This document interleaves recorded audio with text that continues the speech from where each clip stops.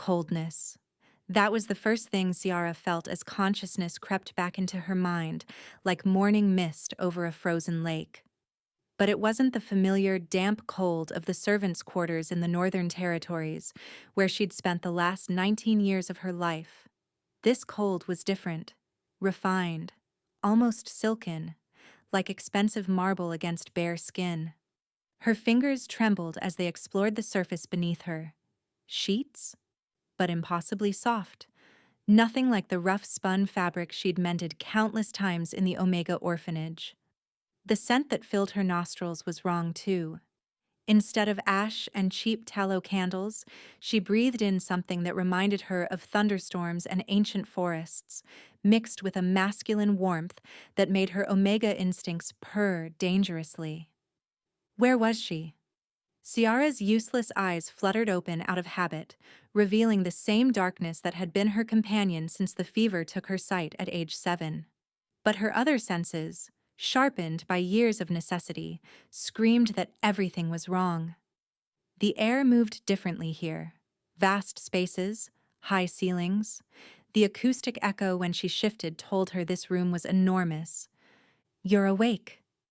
The voice struck her like physical force, deep and resonant, coming from somewhere to her left. Ciara gasped, scrambling backward until her spine hit an ornate headboard she hadn't known was there. Her heart hammered against her ribs as her hands clutched the mysterious sheets.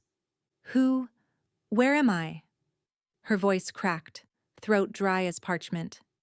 "What happened to me?" Footsteps approached, confident, measured, predatory. The thunderstorm scent intensified, making her Omega nature want to bare her neck in submission even as her mind recoiled in terror. The footsteps stopped perhaps 3 feet away, and she could feel the heat radiating from whoever stood there, their presence commanding the space like gravity itself. "You're safe," the voice said, and something in its rumble made her bones ache with strange recognition. "You're in the Crimson Palace of Valdris, specifically in the Moonwing's healing chamber." The Crimson Palace? Ciara's mind spun. That was impossible. The Crimson Palace was where Alpha King Theron Nightshade ruled over the 5 werewolf kingdoms.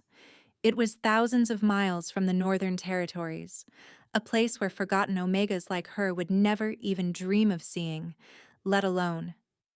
"I don't understand," she whispered, pulling her knees to her chest. "I was in the kitchens of Lord Garrett's estate. There was a celebration for his son's mating ceremony. I was washing dishes when—" She paused, straining to remember. The thunder. There was strange thunder but no storm. And then, singing? No, humming. Someone was humming and then everything went dark. Darker, I mean. "3 days ago," the man said, and she heard fabric rustling as if he'd moved closer. "You've been unconscious for 3 days." 3 days? Giara's fingers dug into her arms. "Please, sir, I need to get back. Lord Garrett will have me whipped for abandoning my duties. I'm nobody, just a blind Omega servant." "There's been some mistake." "There's been no mistake." The finality in his tone made her protests die in her throat. The air grew heavier, charged with an energy that made her skin prickle. She could hear his breathing now, controlled but deep, and underneath it, something else. A low rumble, almost like a growl being suppressed. "I don't even know who you are," she said, hating how small her voice sounded. A long pause. Then, "I'm the one who brought you here." "But why?" Giara turned her unseeing eyes toward where she thought his face might be. "What could you possibly want with someone like me?" "I can't even see. I'm useless for most tasks. I have nothing to offer. No family name, no dowry, no dash dash. Stop." The command in his voice activated every Omega instinct in her body. She fell silent immediately, though her mind raced with questions and fears. She heard him move again, and then felt the bed dip slightly as he sat on its edge, still maintaining distance but close enough that his presence was overwhelming. You need to rest more, he said, his voice gentler now but still carrying that underlying power. Your body went through significant trauma during the transportation spell. The healers said you might experience memory gaps. Transportation spell? Only the most powerful alphas could perform those, and only for purposes of extreme importance. Why would anyone waste such magic on her? When you're stronger, he continued, standing again, we'll discuss everything. For now, know that you're under my protection. No one will harm you here. His footsteps moved toward what she assumed was the door. Ciara's heart pounded with the need for answers. Wait, please, at least tell me your name. Who are you? The footsteps paused. The silence stretched so long she wondered if he'd left without her hearing. Then, just before the door closed, someone who's been searching for you longer than you could possibly imagine. Little Moon. The door clicked shut, leaving Ciara alone with that impossible statement and the lingering scent of storms and cedar. Little Moon? Nobody had ever called her anything but Omega, or Blind Girl. And searching for her? She was nobody worth finding, unless she wasn't nobody at all. Ciara hadn't meant to leave the healing chamber. But after 2 more days of isolation, broken only by silent servants who brought food and helped her bathe, the walls she couldn't even see felt like they were closing in. Her fingertips had memorized every surface within reach, the smooth bedposts carved with what felt like howling wolves, the crystal pitcher on the nightstand, the velvet curtains that whispered wealth with every touch. She discovered the door wasn't locked on the 4th morning. Now, using the wall as her guide, she inched through corridors that smelled of beeswax and old magic. Her bare feet made no sound on the cold marble, a skill learned from years of trying to remain invisible in Lord Garrett's household. The palace was a labyrinth of sensory information, distant voices echoing through vast spaces, the tick of elaborate clocks, the rustle of tapestries in unfelt drafts. Can't believe he brought her here. Ciara froze. Female voices approaching from ahead. A blind Omega? What use could she possibly be? Heard she's not even pretty. Plain as porridge, the healer said. The king hasn't taken a proper mate in 5 years, and now this. The king? Ciara's blood turned to ice water. They were talking about the Alpha King, about her. Her back pressed against the wall as the footsteps drew closer, her heart hammering so loud she was certain they'd hear it. Ladies. That voice, deep, commanding, impossibly familiar. The same one from the healing chamber. The footsteps stopped immediately. Your Majesty. Multiple voices gasped in unison, followed by the rustle of fabric. Curtsying, Ciara realized.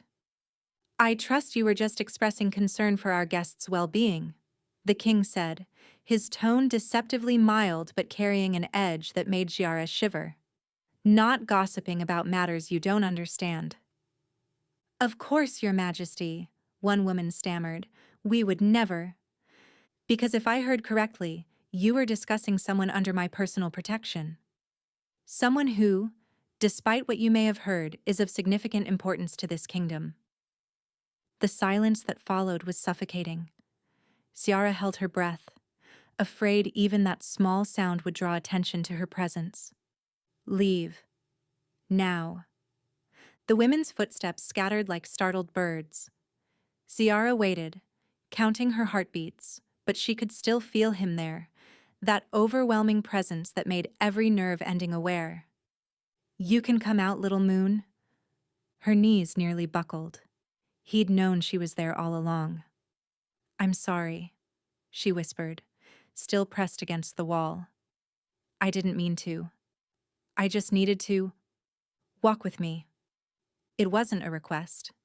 She heard him approach and then felt warm fingers gently take her elbow. The contact sent electricity shooting up her arm, her Omega nature practically purring at the touch of such a powerful alpha. He guided her forward with surprising gentleness, matching his pace to her uncertain steps. "You should have asked for an escort," he said. "The palace isn't safe for you to wander alone." "Nothing's happened to me. Because I've been following you for the past 20 minutes. Heat flooded her cheeks. "You've been watching me?" "I watch everything that matters." The cryptic response made her stomach flutter strangely. His hand on her elbow was steady, warm, and she found herself unconsciously leaning toward him as they walked. He smelled even better up close, like cedar smoke and rain-soaked earth, mixed with something uniquely him that made her want to bury her face in his chest. The thought horrified her. She'd never had such reactions to an alpha before. "Those women," she ventured carefully, "they said you're the king. Does that frighten you? Should it?" She felt him turn to look at her. She always knew when someone was staring, a sixth sense developed over years of blindness. "Most people find me quite terrifying." "I can't see you to be terrified properly," she said, then immediately bit her tongue. But to her surprise, he made a sound that might have been amusement. "Perhaps that's why you're perfect." Before she could ask what that meant, he stopped walking. "We're at the Grand Hall. The ceiling here is painted with the history of the 5 kingdoms, wolves in silver and gold, hunting beneath a full moon." "Why are you describing it to me?"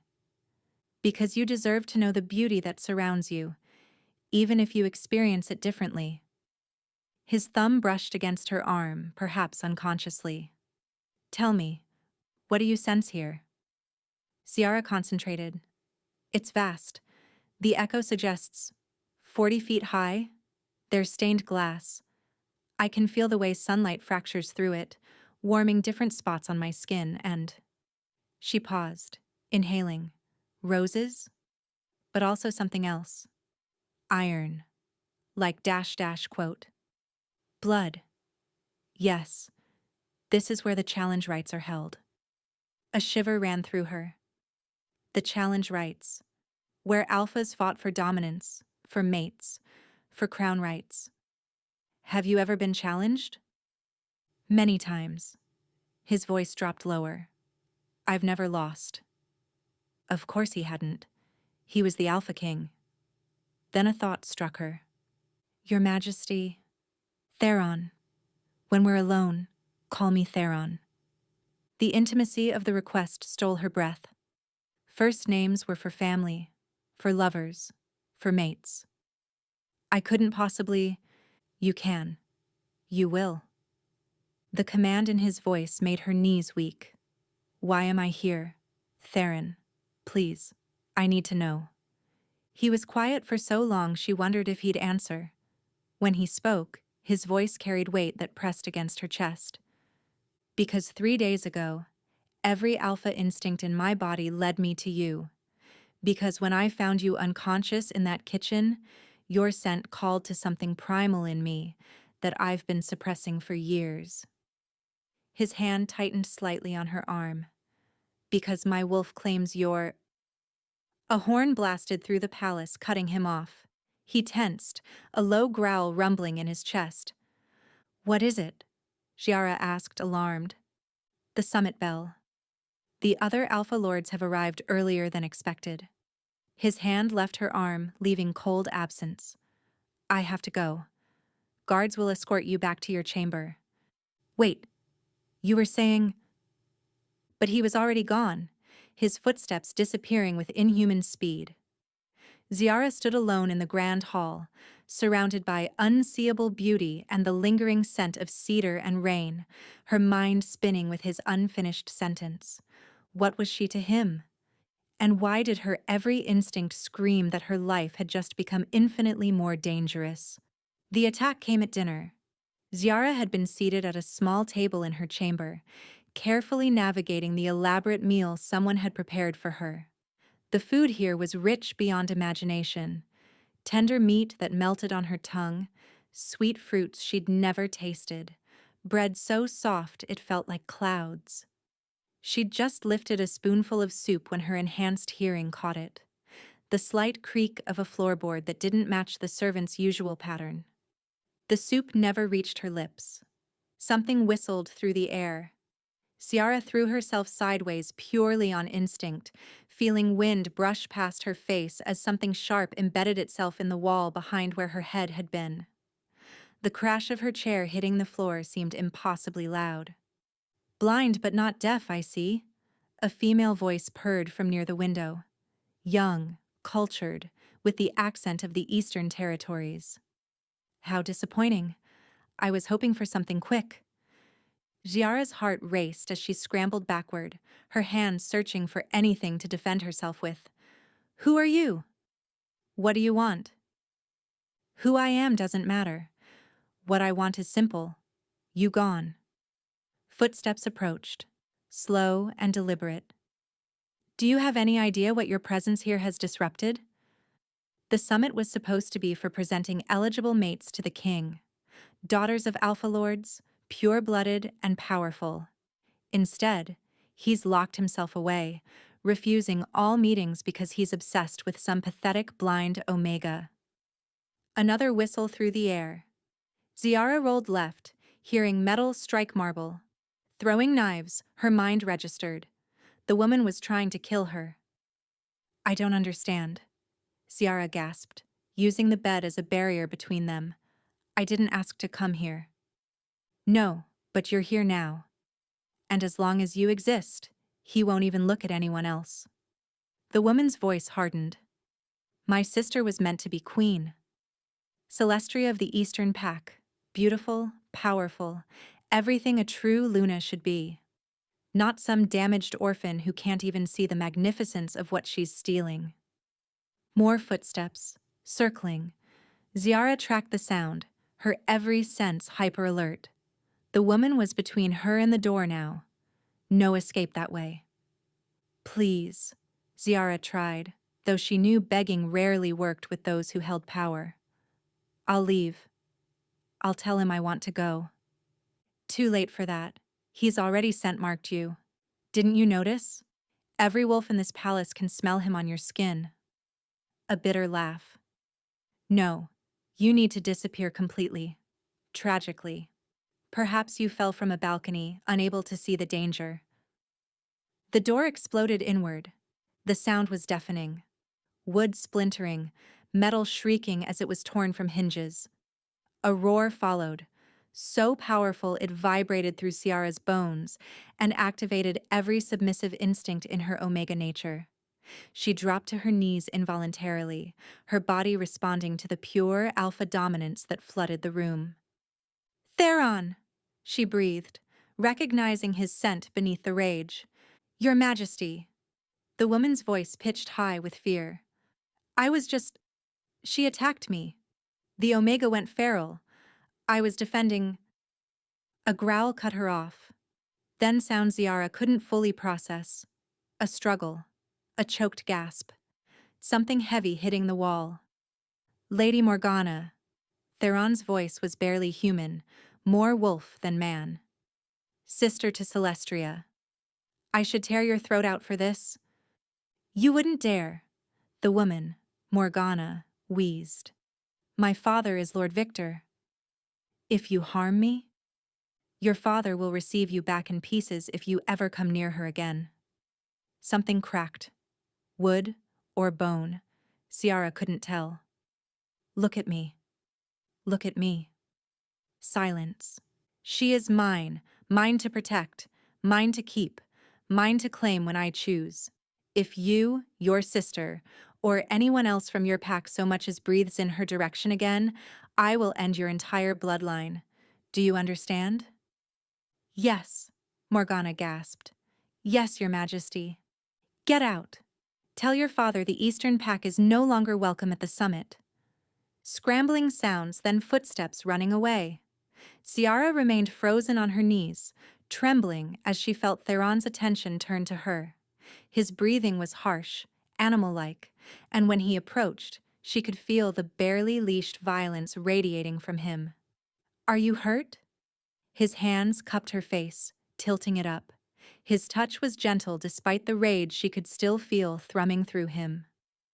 Ziara, answer me. No, she whispered. She threw knives, but they missed. A snarl rumbled from his chest. His thumb brushed across her cheek, and she realized she was crying. When had that started? You're shaking. You said, her voice cracked. You said I'm yours. Scent marked. What does that mean? His hand stilled on her face. She felt him lean closer, his forehead nearly touching hers. This close, his scent was overwhelming. Possession and protection mixed with something else, something that made her omega nature sing. It means my wolf has chosen you. It means every alpha in 5 kingdoms knows you're under my claim. His voice dropped to a whisper. It means you're my mate, little moon. You've always been my mate. The word hit her like physical force. Mate. True mates were legend, prophecy, 1 in a million bonds that could never be broken. And he was saying she, a blind orphan Omega, was his? That's impossible, she breathed. I'm nobody. I'm broken. I can't even see. You see what matters? His nose brushed against her throat, inhaling deeply. You see me, not the crown. You see Theron, not the Alpha King everyone fears. His lips barely grazed her pulse point, making her gasp. My wolf knew you the moment I scented you in that kitchen. Mine, it said. Finally, mine. But the summit, the other Alpha's daughters. Politics. Arrangements. Not one of them is my true mate. He pulled back slightly, though his hands remained on her face. I've lived 90 years, Ziara. Held this throne for 60 of them. Searched for my true mate through every one of those years. Then 3 days ago, a pull I couldn't resist led me to the Northern Territories, to a servant's kitchen, to you. 90 years. She'd forgotten. Alpha Kings aged differently, lived longer. He could be ancient while still in his prime. I don't understand any of this, she admitted. A week ago I was washing dishes. Now you're telling me I'm... She couldn't say it. It was too impossible. My mate, my Luna, my queen, if you'll have me. His voice roughened. Though after tonight, I understand if you want to leave. This world, my world, it's dangerous. You were nearly killed because of me. Someone will try again. Yes. There will be others who think I don't deserve you. Many others. And you still want me here? His hands tightened slightly on her face. I want you everywhere. By my side, in my bed, on my throne. I want your scent mixing with mine until no one can tell where I end and you begin. I want... He cut himself off, breathing harshly. But what matters is what you want. I won't force this bond on you. Ziara's mind spun. Everything was happening too fast. But beneath the fear and confusion, something else stirred. A recognition her Omega nature had been screaming since she first heard his voice. Him, it whispered. Always him. I need time, she said carefully. To understand. To decide. You'll have it. He helped her to her feet, steady and sure. But not here. You'll stay in my wing from now on, where I can protect you properly.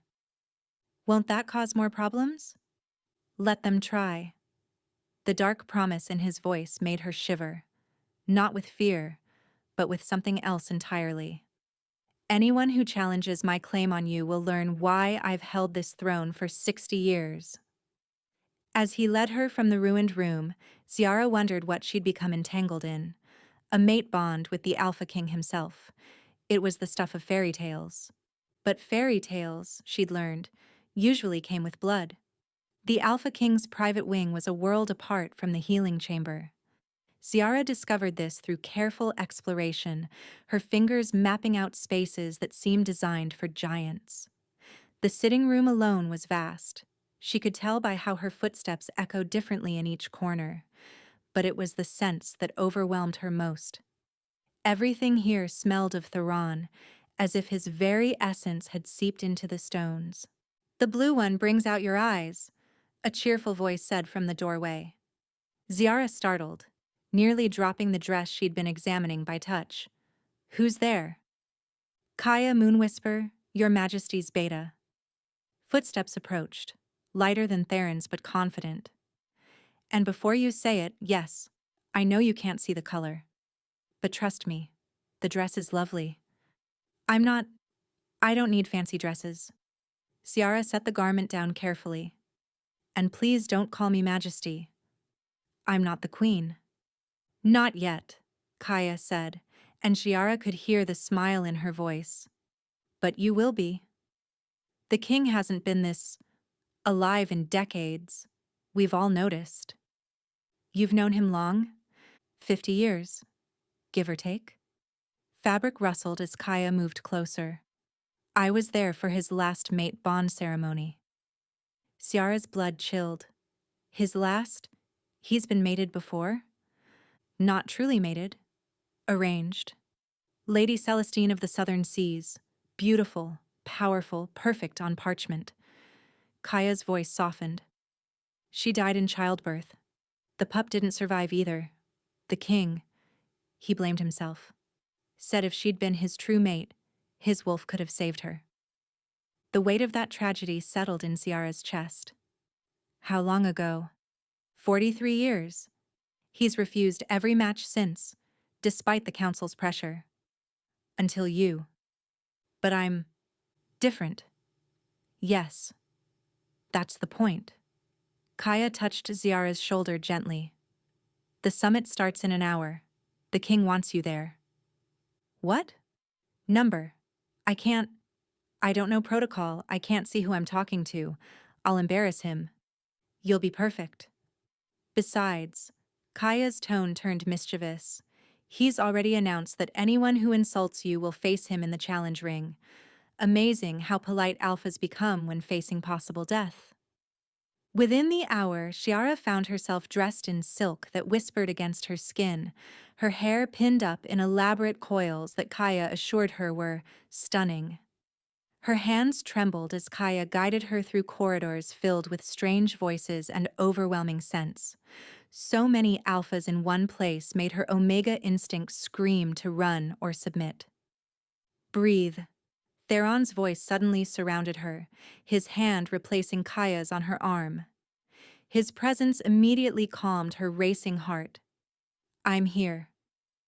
"This is a mistake," she whispered. "They all hate me already." "They fear me more than they could ever hate you." His thumb stroked her wrist, finding her pulse. "Trust me, little moon." The great hall doors opened with ceremonial grandeur. Conversation died instantly. Ciara could feel hundreds of eyes on her, the weight of their judgment pressing against her skin. Theron led her forward, his steps measured and deliberate. "Lords and ladies of the 5 kingdoms," his voice carried absolute authority, "may I present Lady Ciara under my personal protection and claim." The silence stretched taut. Then, from somewhere to the left, "She's blind." Ciara recognized the voice. Lord Victor of the Eastern Pack. Morgana's father. "How observant." Theron's tone could have frozen fire. "She is also under my protection, as your daughter learned yesterday. Would you like to join her in exile, Victor?"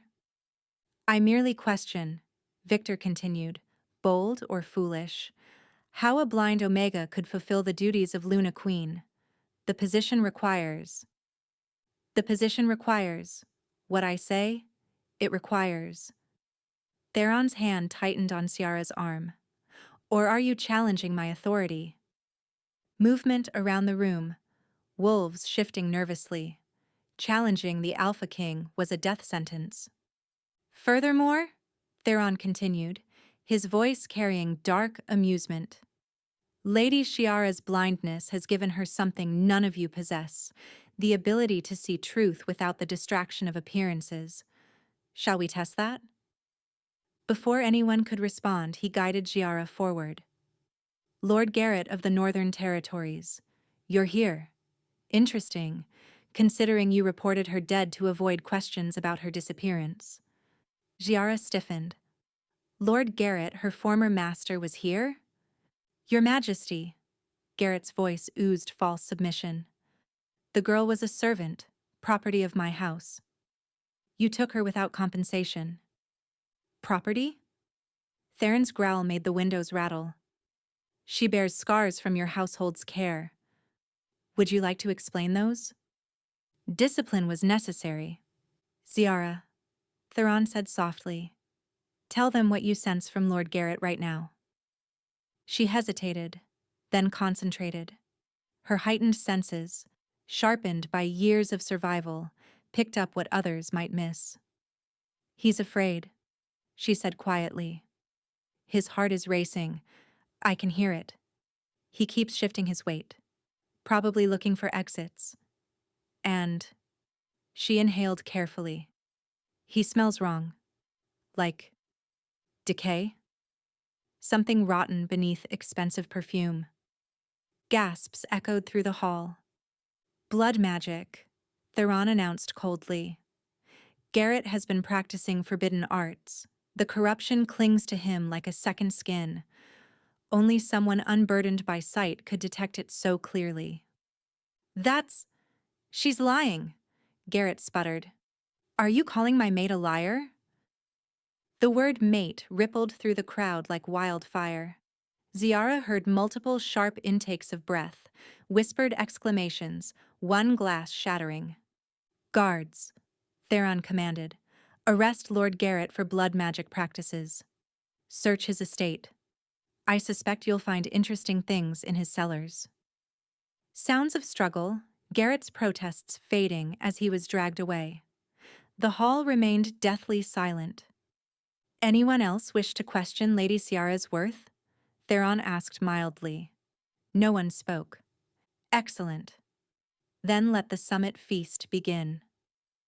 As conversation slowly resumed around them, Theron leaned close to Ciara's ear.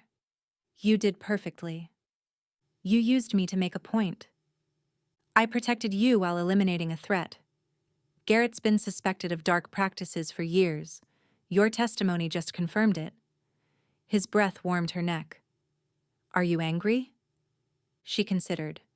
No, but next time, warn me. Next time. She could hear his smile. You're planning to stay then?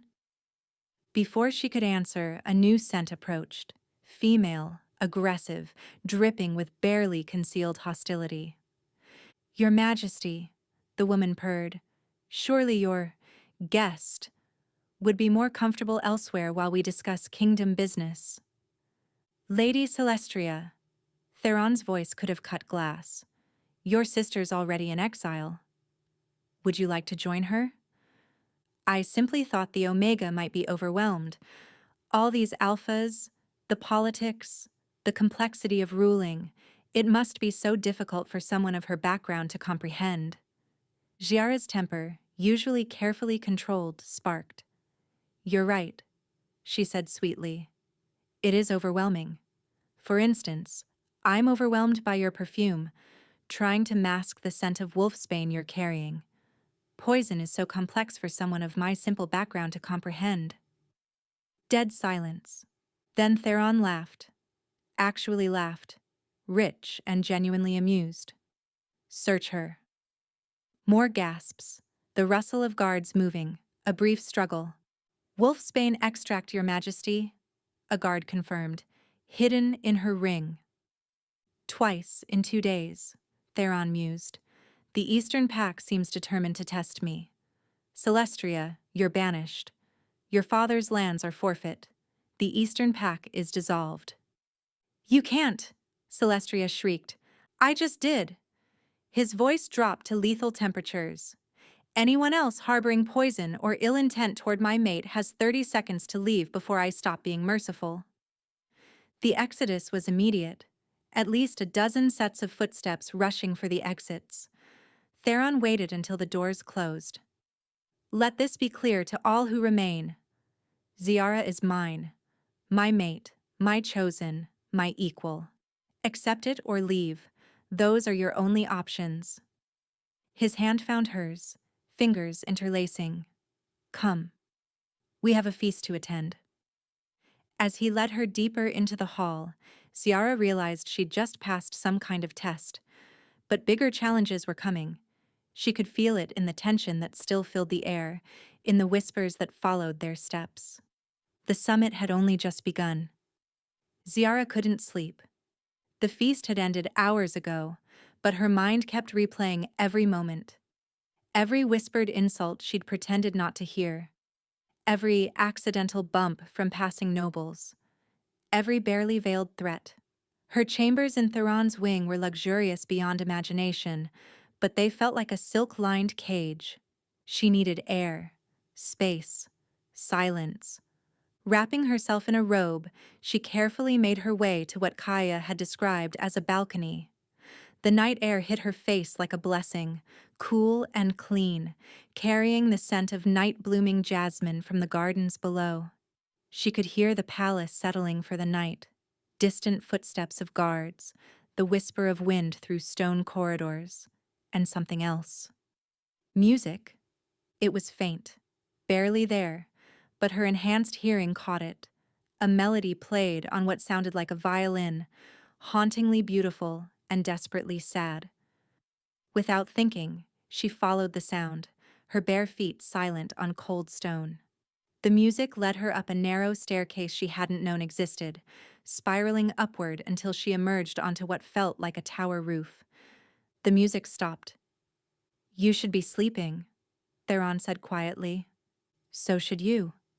She carefully felt her way forward until her hands found a stone railing. "I didn't know you played." "There's a lot you don't know about me," the violin strings whispered as he set it down. "It helps me think. Helps me remember why control matters." "What were you playing?" "Something my mother taught me. Before she died." His voice carried weight that had nothing to do with his alpha authority. "She was Omega, like you." Ciara turned toward his voice, surprised. "An Omega?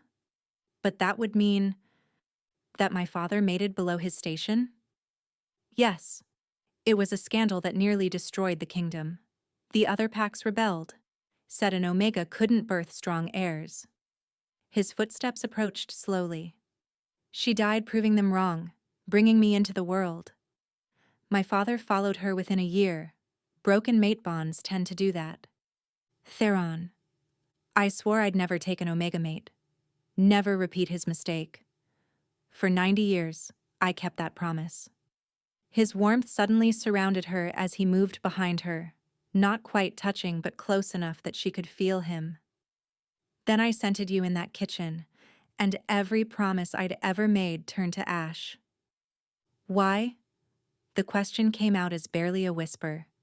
"What makes me different?" "Everything." His hand settled on the railing on either side of hers, caging her gently. "The way you don't cower, despite being surrounded by predators. The way you stood up to Celestria when she could have killed you. The way you see through lies that fool everyone else." His breath stirred her hair. "The way you're not afraid of me. I am afraid of you." "No." His nose brushed her neck, inhaling deeply. "Your heart's racing, but not from fear. I know what fear smells like, little moon. This isn't it." He was right. What she felt wasn't fear. It was something far more dangerous. "The bond you mentioned? Is it real? Or just politics? Feel for yourself." He took her hand, placing it over his chest.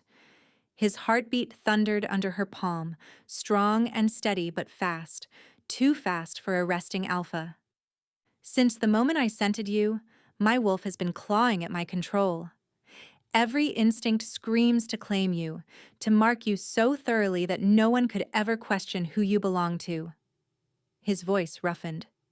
"But you're not ready. You don't trust me yet." "How can I trust what I don't understand?" "Then let me show you." His hand covered hers, and something extraordinary happened. Energy pulsed between them. Electric, alive, ancient. It raced through her veins like liquid starlight, and for one impossible moment she could see. Not with her eyes, but with something deeper. She saw threads of light connecting them, silver and gold intertwined, stretching back through time and forward into infinity. She saw herself through his eyes, not the plain, broken servant she'd always believed herself to be, but something luminous, something precious. She gasped, jerking back, and the vision shattered. What was that? The mate bond. His voice was strained, as if the sharing had cost him. What every mated pair feels, but stronger. True mates are one soul in two bodies. That's why I knew you before I met you. Why my wolf recognized you instantly. But I don't feel. You do. You just don't recognize it yet. His hand cupped her face gently. Why do you think you trust me enough to be alone with me? Why your omega nature doesn't fear my alpha? Why you can sense things about other wolves that should be impossible? She wanted to deny it but couldn't. From the moment she'd woken in the palace, something in her had recognized him, called to him. There's more, he said carefully. Things about your past that don't make sense. The Northern Territories have no record of where you came from before age 7. No parents, no pack, nothing. Just a blind Omega child found wandering after a fire. I don't remember? Because someone made sure you wouldn't. His thumb stroked her cheek. There are spells that can lock memories, hide identities. Whoever you were before, someone wanted you hidden. The question is why. A chill ran through her that had nothing to do with the night air. You think I'm not really nobody? I think you're someone important enough that people died to keep you hidden. And now that you're here, in the open? He pulled her against his chest, arms wrapping around her protectively. The summit isn't really about presenting mates to me. It's about power, control. And somehow, you're the key to something bigger. How do you know? Because 3 ancient prophecies mention a blind Omega who'll either save or destroy the 5 kingdoms, and every alpha downstairs is terrified you're here. Ziara's knees weakened. What? There's a reason they're trying to kill you, little moon. It's not just jealousy. His arms tightened. Someone knows who you really are. And they're desperate to stop you from remembering. Before she could respond, a howl split the night, long, mournful, and wrong somehow. Then another, and another. Rogues. Theron snarled, his body tensing. Inside the palace walls. That's impossible unless... An explosion rocked the tower. Stone cracked, shifted. The floor tilted. Someone's betrayed us, he growled, pulling her toward the stairs. The summit was a trap. As they ran, Giara heard more howls, screams, the clash of battle. Whatever was happening, it was centered on one goal, getting to her. The question was, to kill her or to take her? The palace was chaos. Ziara could hear it in every sound. Wolves fighting in the corridors, claws against stone, snarls and screams echoing through the halls. Theron half carried her through passages she hadn't known existed, his body constantly shifting to shield her from unseen dangers. Kaya!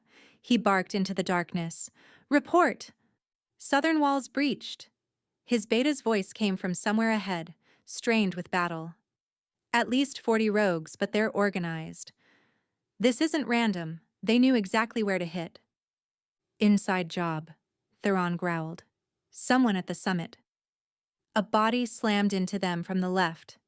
Giara hit the wall hard, stars exploding behind her useless eyes. She heard Theron roar, a sound that made her bones ache, followed by the wet tear of flesh.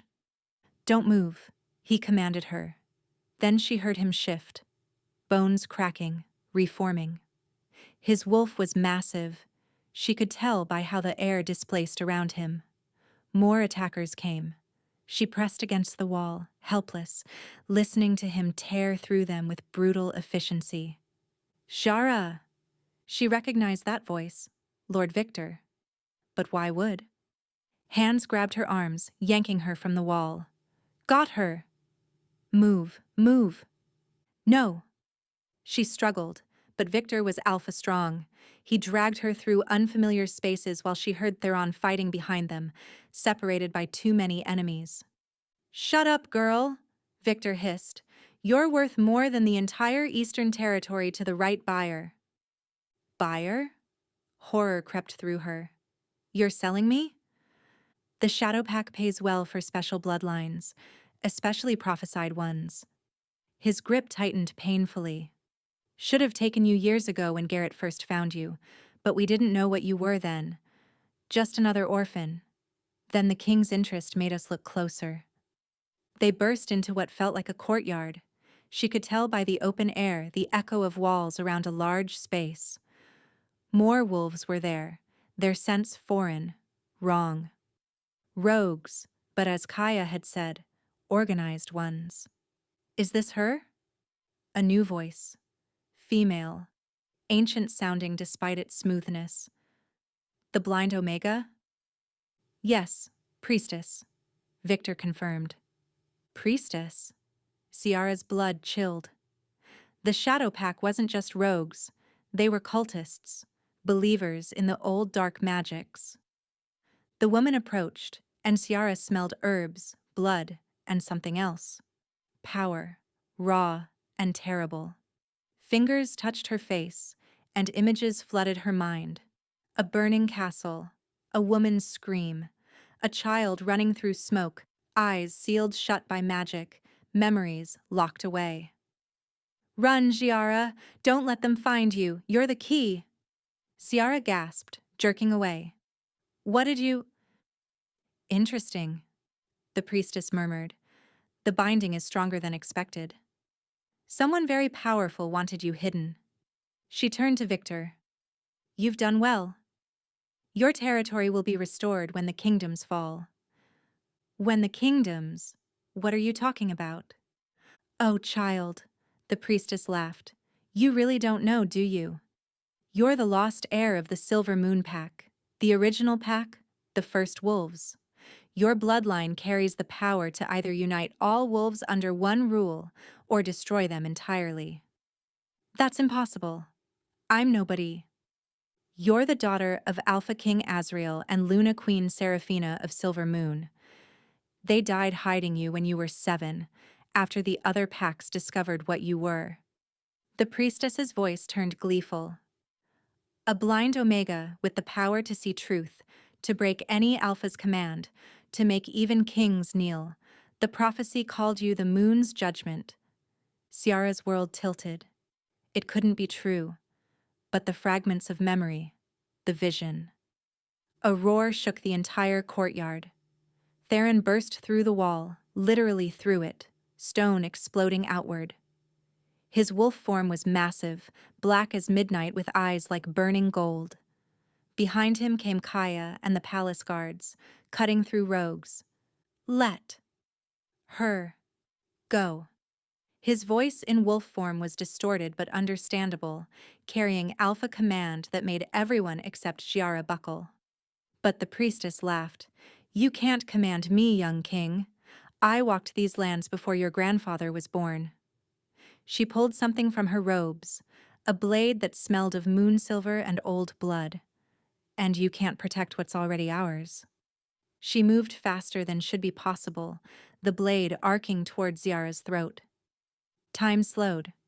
Ciara felt something deep inside her crack open, a door she hadn't known existed. Power flooded through her, ancient and vast, turning her blood to liquid moonlight. Without thinking, she spoke a single word. Stop. Everything froze. Every wolf. Every person. Even the wind itself. Only Ciara could move, standing in a world-turned statue. She could feel them all. Every heartbeat. Every thought. every intention. The priestess's blade hung an inch from her throat. This was what they feared. This was why they'd hidden her. She was nobody's victim. She was judgment itself. But the power was too much. Blood ran from her nose as the force of holding everyone threatened to tear her apart. She had seconds. Maybe less. "Theron," she whispered, and released only him from her hold. He didn't hesitate, lunging forward and tearing the priestess's throat out in one motion. As the ancient wolf died, her hold on the others broke. The courtyard erupted back into motion, but the rogues were already fleeing, terrified by what they'd witnessed. Ziara collapsed, the power retreating back behind whatever door it had emerged from. But she could feel it now, waiting, vast, terrible. Theron shifted back to human form, catching her before she hit the ground. "Ziara, what did you... how?" "I remember," she whispered, tasting blood. "I remember the fire, the screams, my mother's last words." Tears ran down her cheeks. "I remember who I am. It doesn't matter." "It does." She gripped his arm weakly.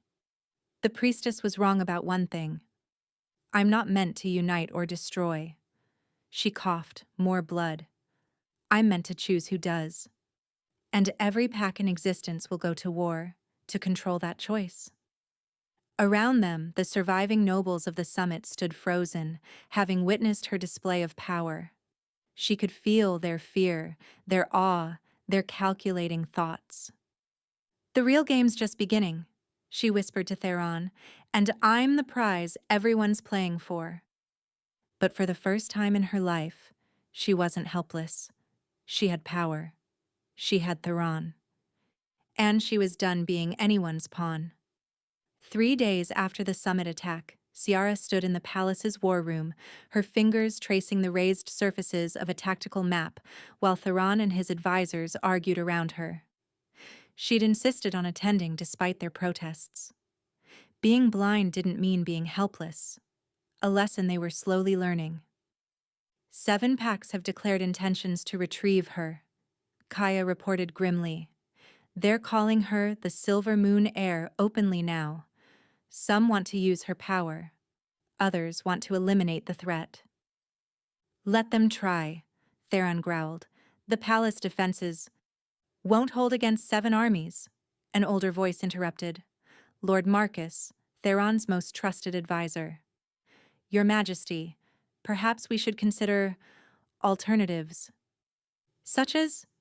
Theron's tone could have frozen flame. "Hiding her. Send the girl away until..." "No." Ciara's quiet word cut through the debate. Everyone fell silent. She'd been practicing with her newfound power, learning to project authority without freezing entire rooms. "Running made me vulnerable for 19 years. I won't run again." "Child, you don't understand the danger," Marcus began. "I understand perfectly." She turned toward his voice, knowing her sightless eyes still unnerved him. "They're not just hunting me for power. They're terrified of what I represent.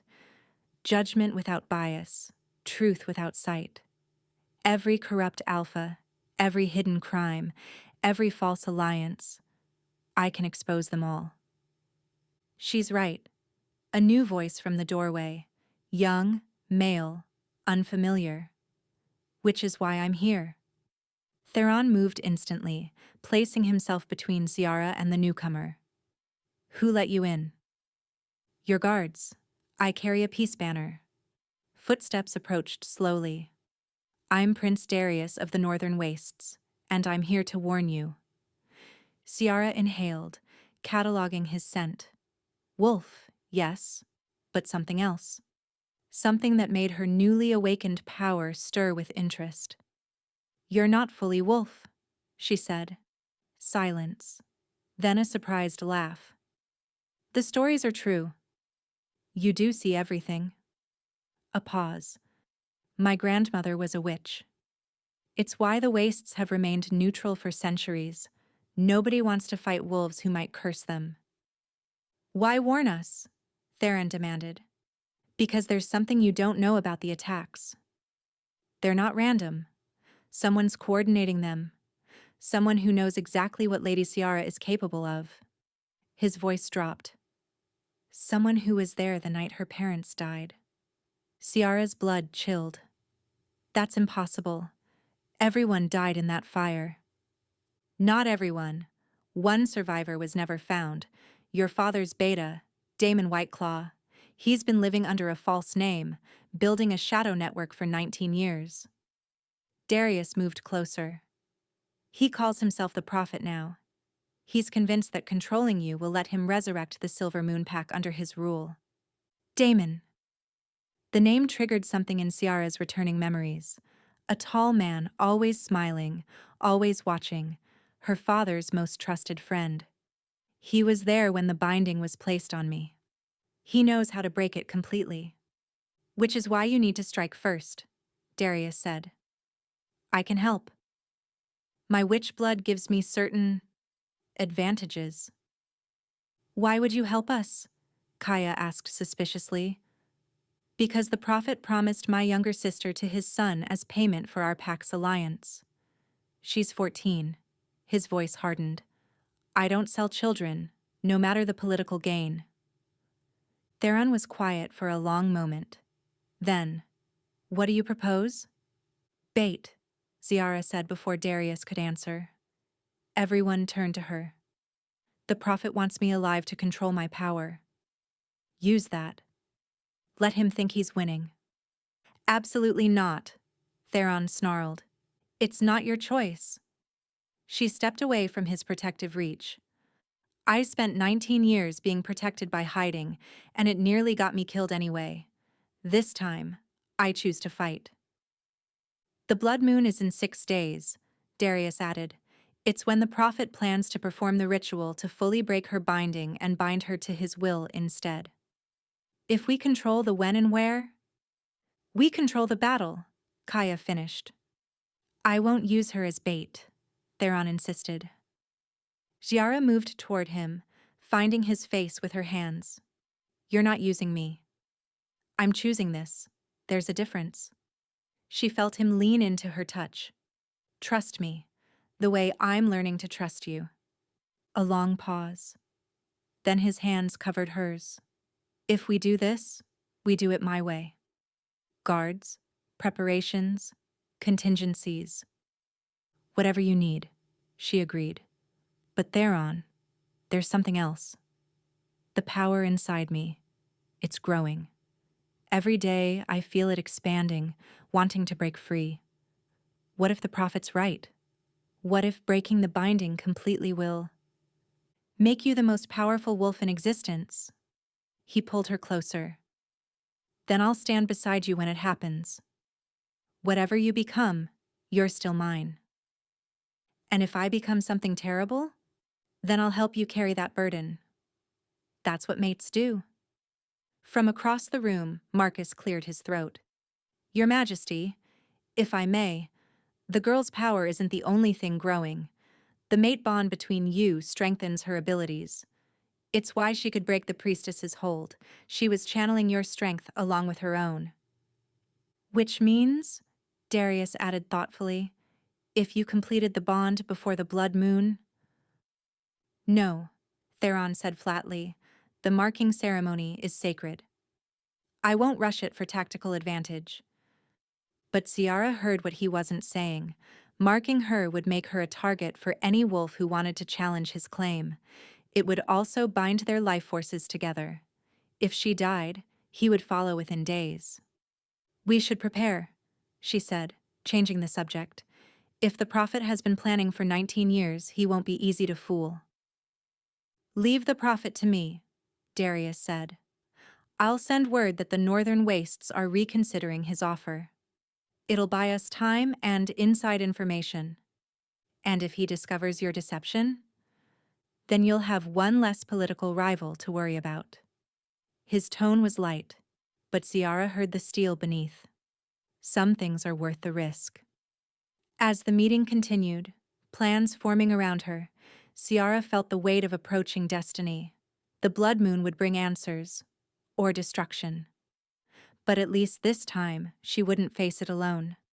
Through the window, a wolf howled in the distance, then another, and another. The hunt had begun, and every wolf in 5 kingdoms was choosing sides. "They're coming," she whispered to Theron.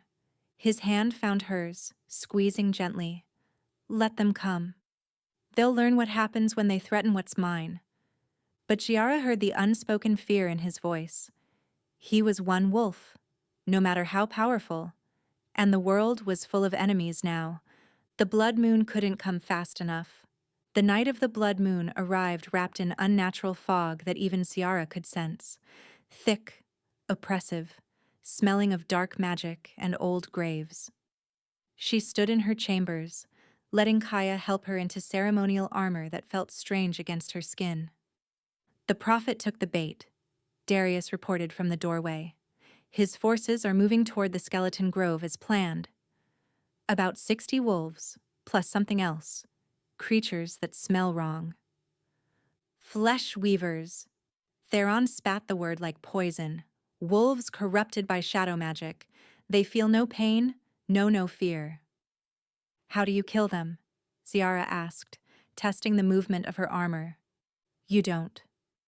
You dismember them and burn the pieces." His footsteps approached. "Which is why you're not going. We've discussed this." The plans changed. The flesh weavers weren't part of the intelligence. "I won't risk." "You won't risk me? But you'll risk yourself?" Ciara turned toward him.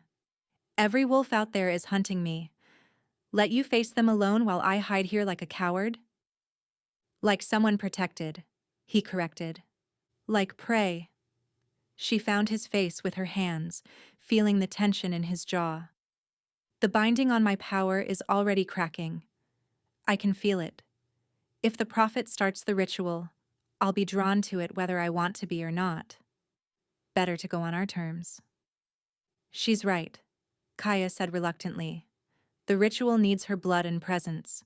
If he starts it without her there, it could rip her soul from her body to complete the ceremony." Theron cursed viciously. "Fine. But you stay with the guards." A bell tolled. Deep, resonant, wrong. The blood moon bell. But it was too early. Moonrise wasn't for another hour. "He's started," Darius breathed. "How is he starting without—" Ciara gasped, doubling over as pain lanced through her skull. Images flooded her mind, memories not her own. A young girl, terrified, bleeding over an altar. Another Ciara, another time. "He has my blood," she whispered. "From when I was 7. The night of the fire. I was hurt. Bled everywhere. He must have collected it. Preserved it." 19 years of planning," Theron snarled. "Get everyone to the grove now." What happened next was chaos in motion. Ciara found herself on horseback, a first, with Theron's arms around her, guiding the beast as they raced through forest paths. She could hear their forces around them, 50 of their best warriors against who knew how many enemies. The grove, when they reached it, reeked of death magic. Ciara could feel the ritual pulling at her, trying to unravel the binding on her power thread by thread. Each pull was agony. "Welcome, little princess."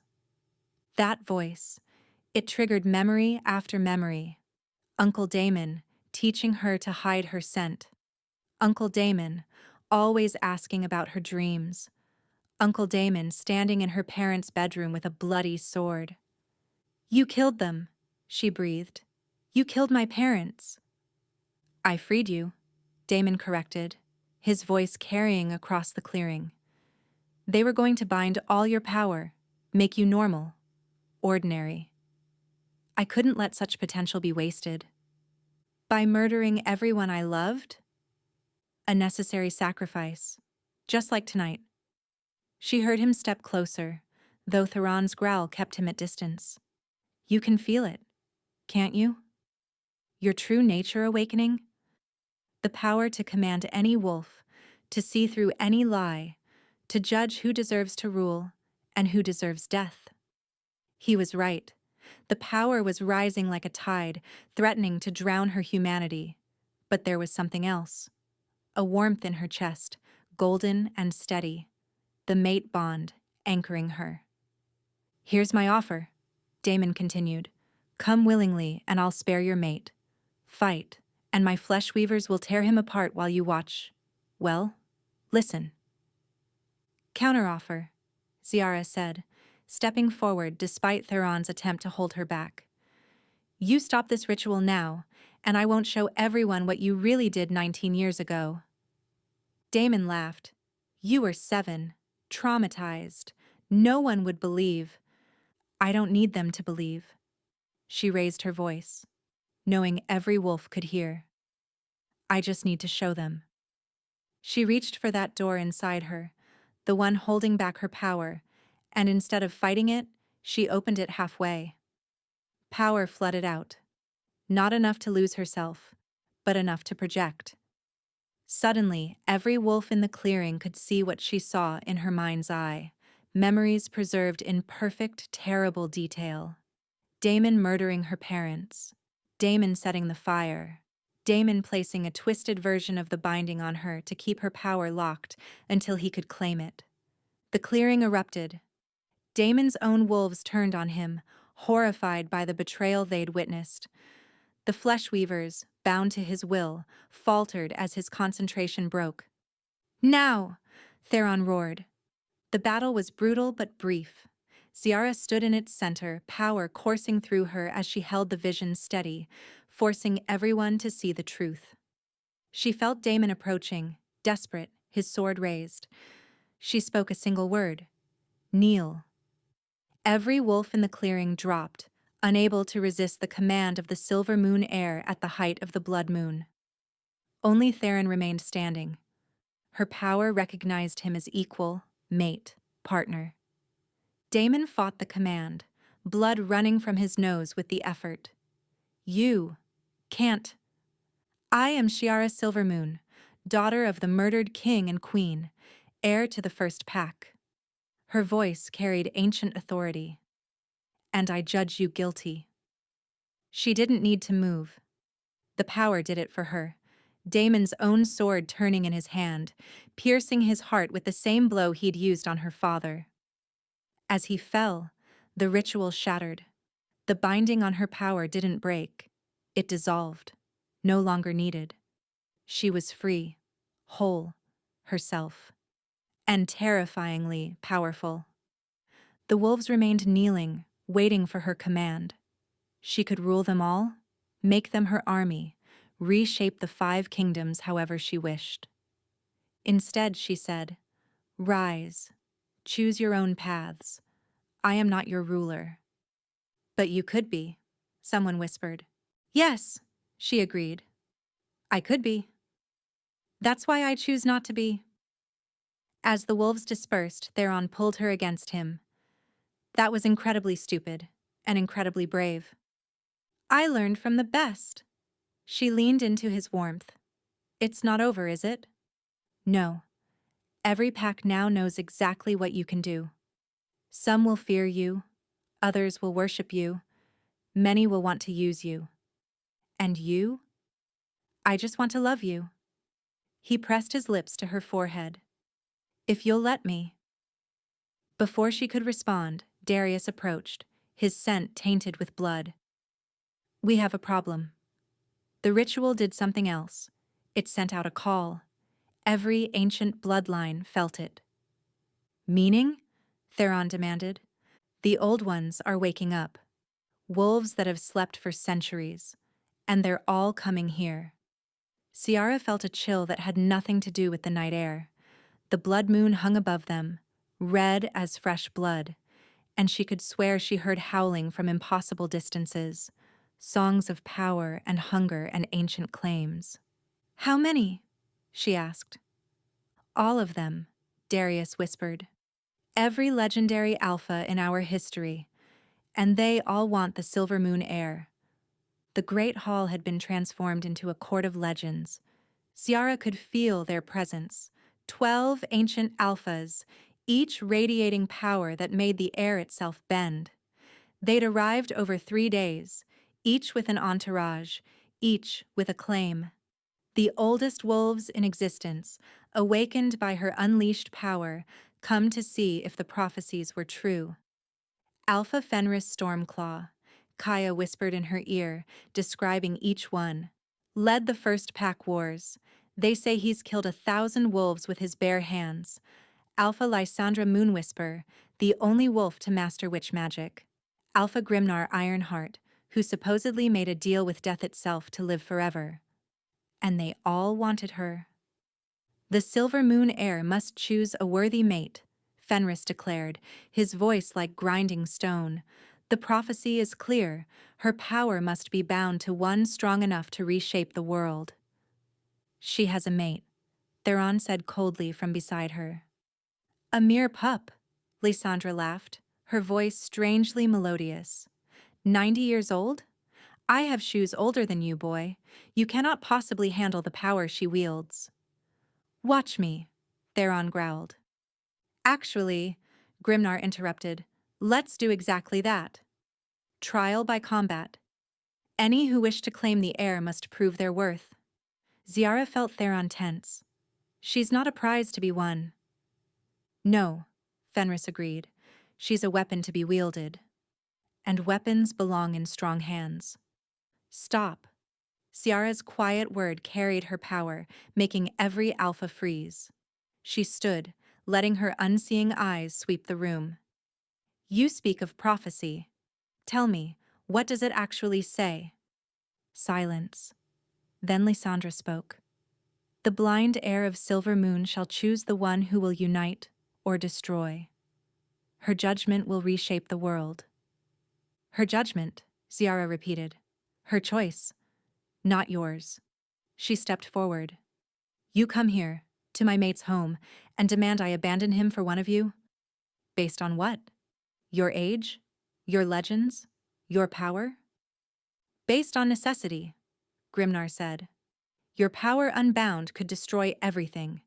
It needs an anchor strong enough. I have an anchor. She moved toward Theron, finding him by scent and warmth. You think strength is measured in years lived or battles won? You're wrong. Her hand found his chest, feeling his heartbeat.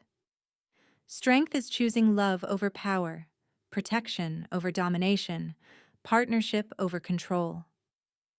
Pretty words, Fenris scoffed, but the world needs more than sentiment. Does it? Ciara turned back to them. Let me tell you what I see when I look at you, not with eyes, but with the sight my power grants. Fenris, you're hollow inside, having killed so much of yourself to become weapon that you've forgotten how to be wolf. Lysandra, your magic has corrupted you, turning your soul into something neither witch nor wolf.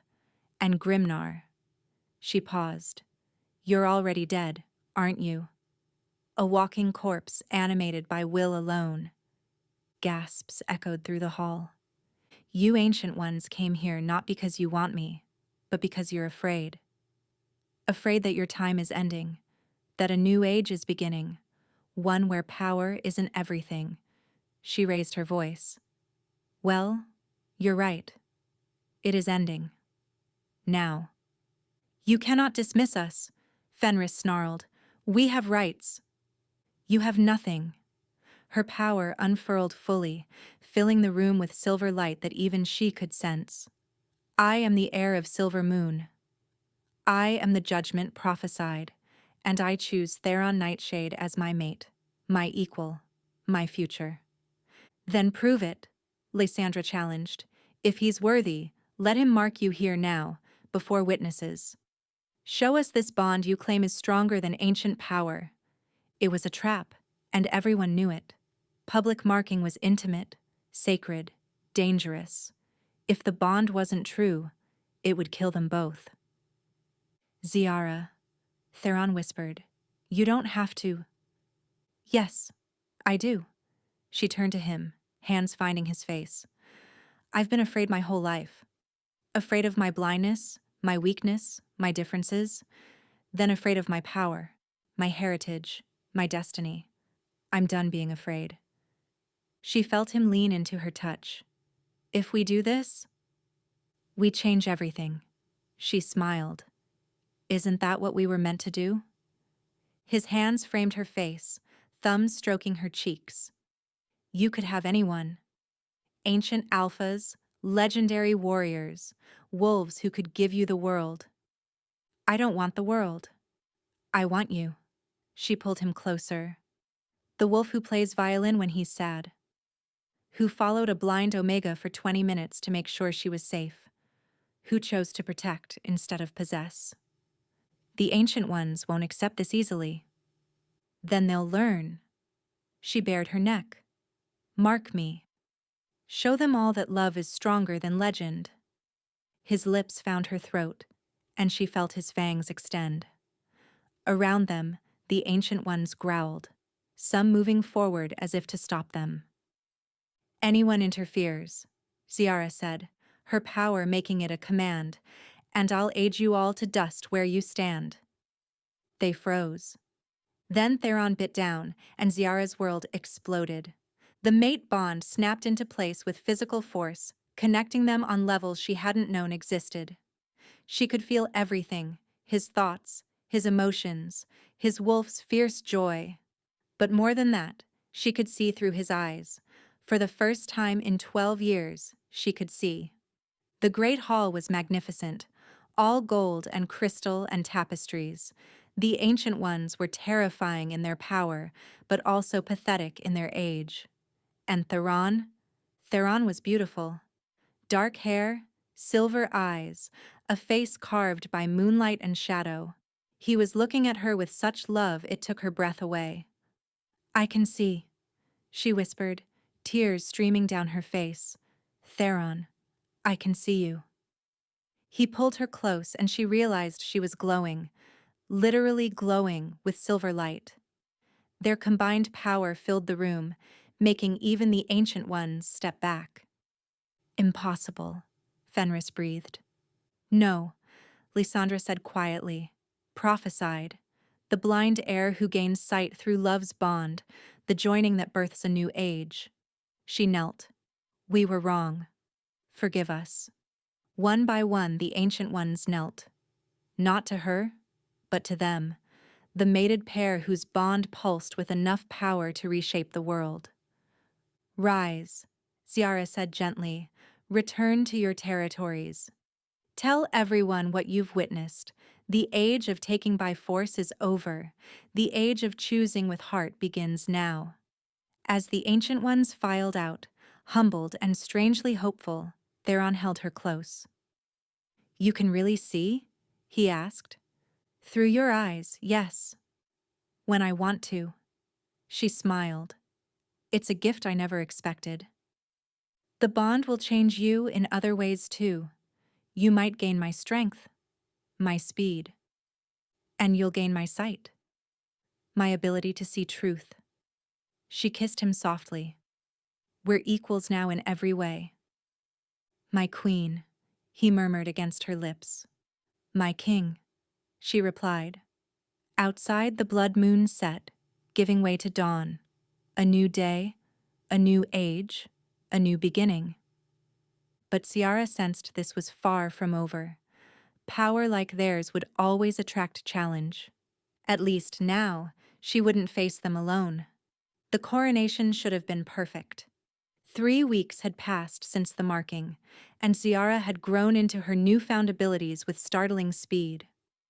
She could shift between her own blindness and seeing through Theron's eyes at will, could sense lies from across a room, could command wolves with a whisper. The 5 kingdoms had accepted her as queen, or so everyone believed.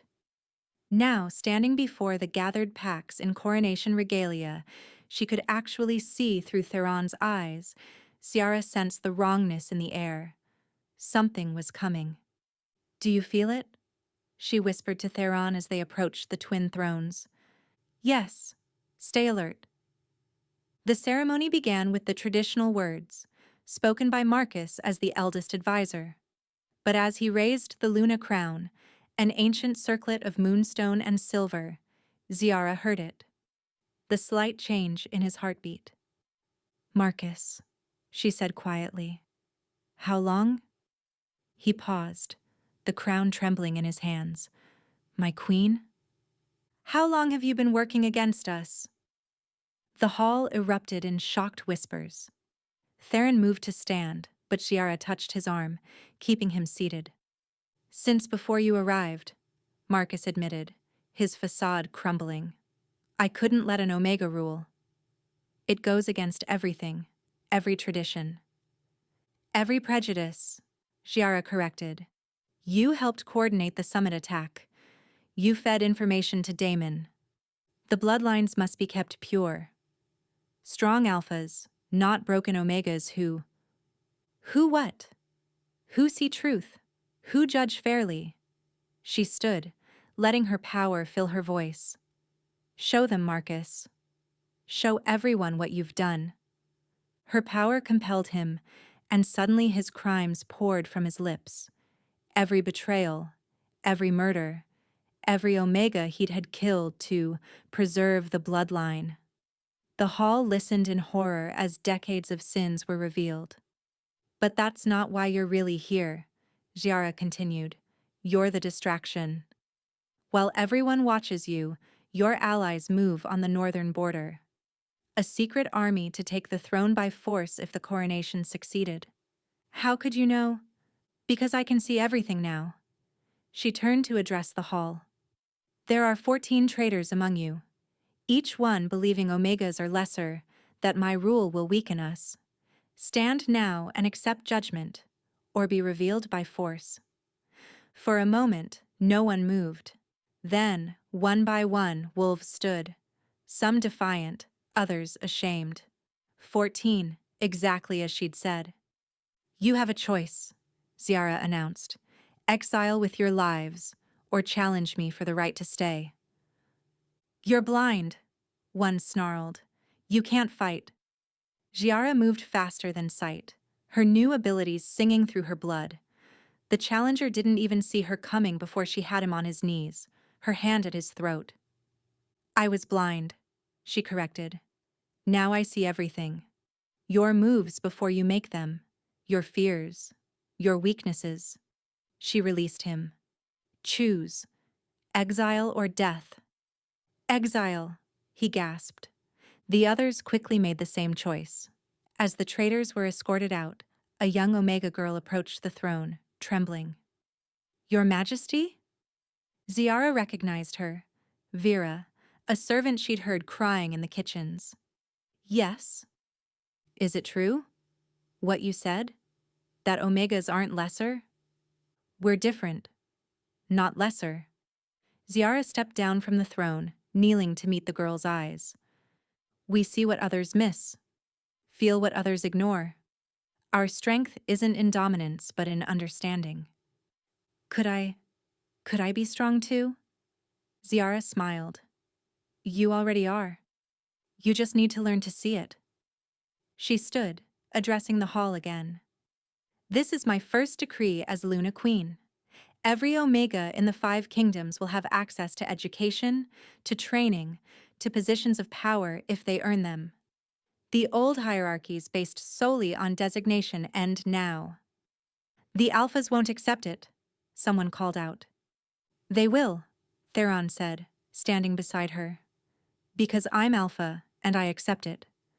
Because strength comes in many forms, and we've been fools to waste half our population's potential.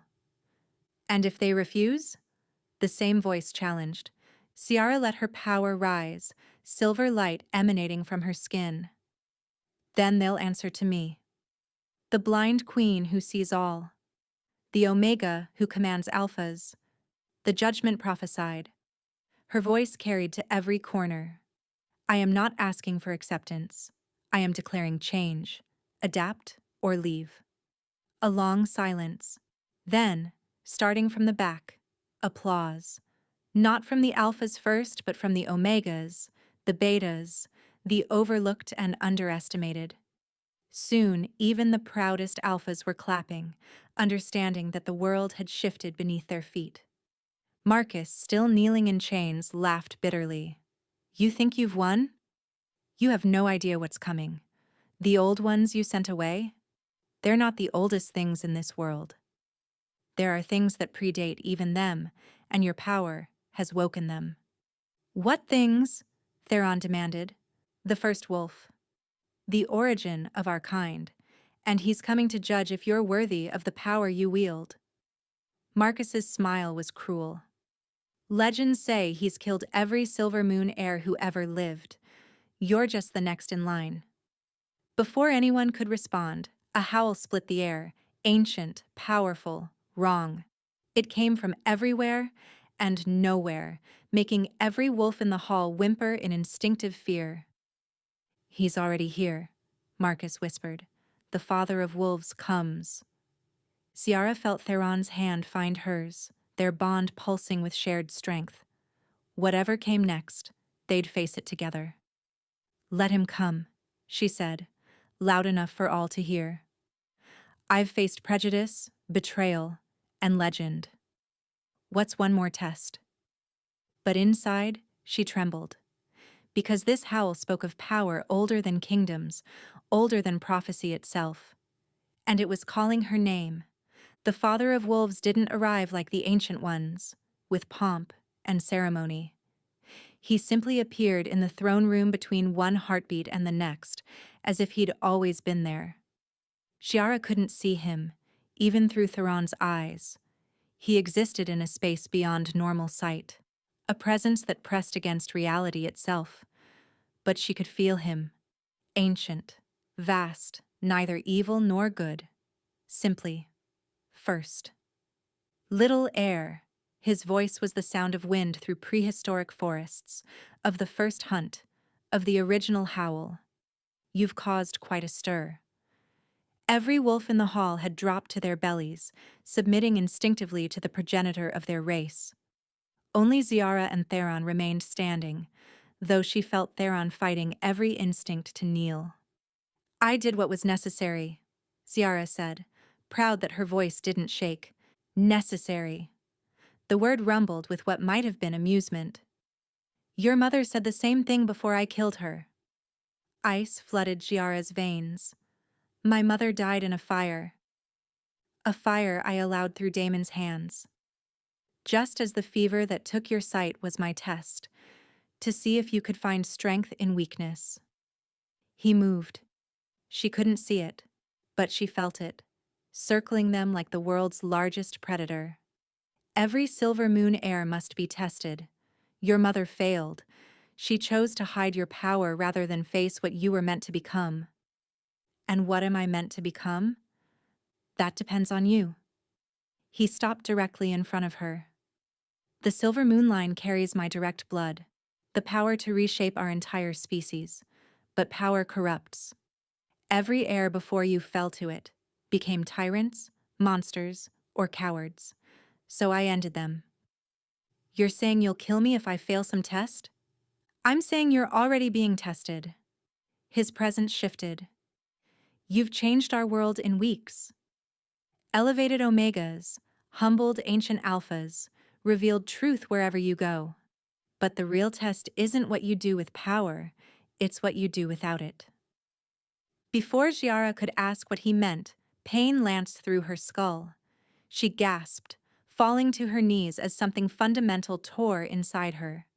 The mate bond snapped like a broken string. Her newfound sight vanished. The well of power inside her dried up. She was blind again, powerless, alone. Ciara, Theron's voice, but distant, muffled, as if through thick glass. She can't hear you, the father said. I've severed her from everything, her power, her mate, her wolf. She's human now, mortal, fragile. His voice dropped. This is the test. Will you still choose to lead without power to enforce your will? Will your mate still want you when you're truly nothing special? Will the kingdoms accept a fully human queen? Ciara stayed on her knees, the familiar darkness complete around her. She was 7 again, newly blind, terrified, and alone. Everything she'd gained, gone.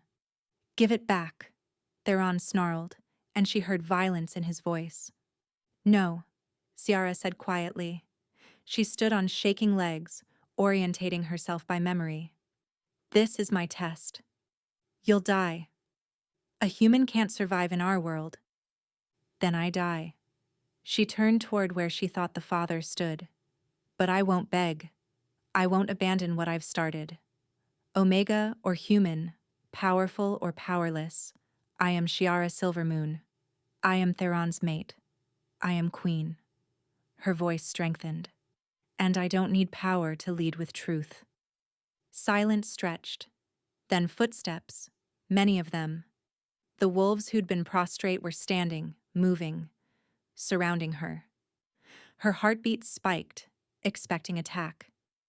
Instead, one by one, they spoke. "You are our queen," Vera's young voice first. "Power or no power." "You freed us from lies," another Omega said. "We follow you, not your abilities."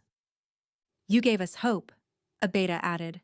"That's worth more than any supernatural gift." Even the Alphas spoke, those she'd humbled, those she'd challenged. "You showed us strength isn't dominance. We follow that wisdom." And finally Theron, his hand finding hers. "You are my mate. Wolf, human, or anything in between. Forever." The father laughed, a sound like the earth itself expressing joy. "Finally," he said, "a silver moon heir who understands. Power isn't what makes a ruler. Choice is. And others choosing to follow, that's the only authority that matters." The pain returned, but different. Warm, rebuilding rather than tearing. Her power flooded back, but changed.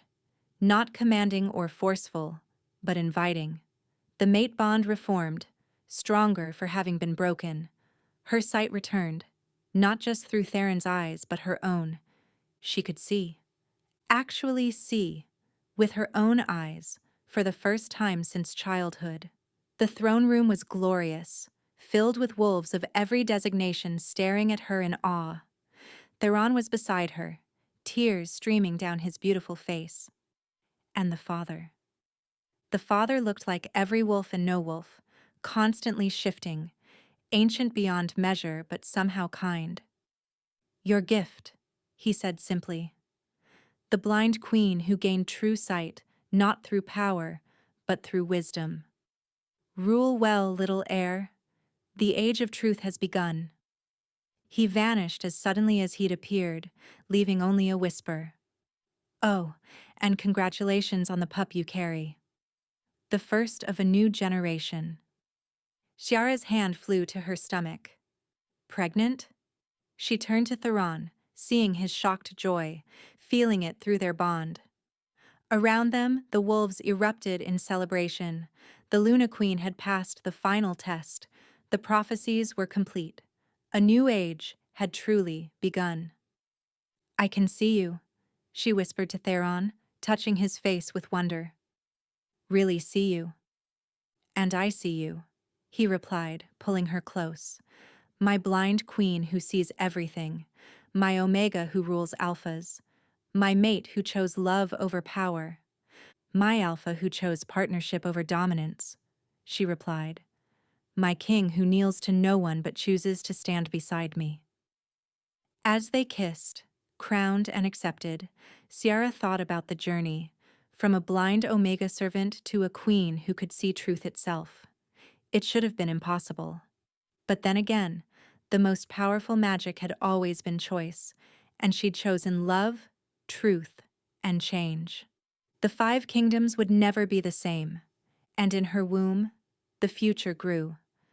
A child born of prophecy fulfilled, of love chosen over power, of a new world where strength had been redefined. The blind Omega who awoke in the Alpha King's palace had become so much more than anyone imagined. She'd become exactly who she was meant to be. Ziara stood on the palace balcony, her hand resting on her swollen belly, watching the sunset with eyes that still marveled at the gift of sight. Below, the academy grounds bustled with activity. Omegas training alongside alphas, old hierarchies crumbling daily. The Northern Pack just sent their third Omega for advanced leadership training, Theron said, joining her. And the Eastern Territories have officially requested you personally oversee their integration reforms. Change is slow but steady, she agreed, leaning into his warmth. Though I still get death threats weekly, which I handle personally. His hand covered hers on her belly. Anyone who threatens you or our pup learns why I've held this throne for 60 years. She smiled. My protective alpha. Your protective alpha who knows you could handle them yourself if you chose to. The baby kicked, and they both laughed. According to the healers, their daughter would be something entirely new, neither alpha nor omega, but something in between. A bridge between designations, a living symbol of the new world they were building. Do you regret it? Theron asked softly. The simple life you might have had? Giara turned to him, seeing the man who'd saved her, challenged her, loved her without condition. I was never meant for simple, she said. I was meant for this. For you. For her. She touched her belly. For all of it. As the sun set, painting the sky in shades of gold and crimson, Giara thought about the blind Omega who'd woken confused and terrified in this very palace. That girl could never have imagined this ending, queen, mother, revolutionary, beloved. But then again, the best stories were always the ones you never saw coming. And hers was just beginning.